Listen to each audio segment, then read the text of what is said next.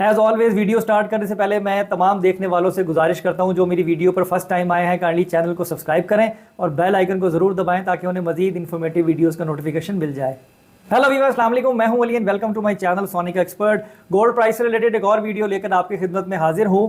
देखें, ये जो प्रेस कॉन्फ्रेंस हुई है शरह सूद के हवाले से और उसमें कोई भी तब्दीली नहीं की गई, वो भी वजह बनी गोल्ड की प्राइस कम होने की। आलमी मार्केट में अगर गोल्ड की कीमत पर नज़र डालें तो 1930 के पैरामीटर में जो मंडी चल रही थी वो 1924 पर आ गई, बल्कि 1920 तक भी गई, जिसकी वजह से गोल्ड का रेट जो है वो दुबई में भी थोड़ा सस्ता हुआ और पाकिस्तान में भी जो गोल्ड की प्राइस है वो नीचे आई है।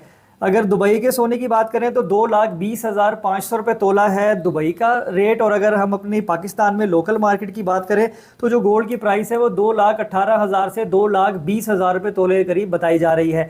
एक्चुअली जुमे का दिन है, नमाज के बाद प्रॉपरली जब सेटअप होगा स्टार्ट तो उस वक्त जो है वो रेट की जो भी सूरत हाल होगी मैं अपडेट कर दूंगा, लेकिन इस वक्त जो बताया जा रहा है वो 2,18,000 से 2,20,000 रुपये तोले के बीच का रेट बताया जा रहा है, जो कि 12 से 1,500 रुपये तोला कम है गुजरे हुए दिन के। इसके साथ साथ अगर हम लोकल रिफाइन किए हुए गोल्ड की बात करें, जिसे हम पठूर कहते हैं, अगर 2,18,000 का रेट में कंसिडर करूँ ना तो 2,15,000 रुपये फी तोले में लोकल रिफाइन किए हुए गोल्ड का रेट है। इसके साथ साथ अगर हम नजर डालें डॉलर पे तो डॉलर भी जो एकदम से ऊपर जा रहा था उस पर ब्रेक लगी, बल्कि थोड़ा सा रिवर्स हुआ है। अगर इंटरबैंक की बात करें तो 293 रुपये और ओपन मार्केट में 296 रुपये ट्रेड हो रहा है। वो अलग बात है कि डॉलर खरीदने जाओ तो 302 303 में भी अवेलेबल नहीं है, लेकिन अगर रेट की बात करें तो रेट जो है वो 293 और 296 पर ही ट्रेड कर रहा है। तो गोल्ड प्राइस से रिलेटेड आज की वीडियो में इतना ही।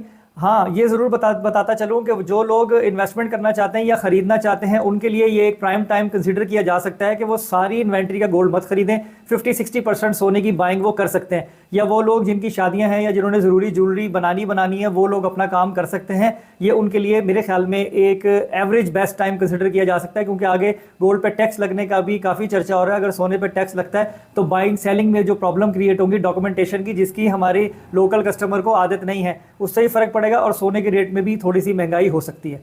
तो आज इस वीडियो में इतना ही। अपना बहुत ख्याल रखें, मुझे दुआ में याद रखिए। अल्लाह हाफिज़।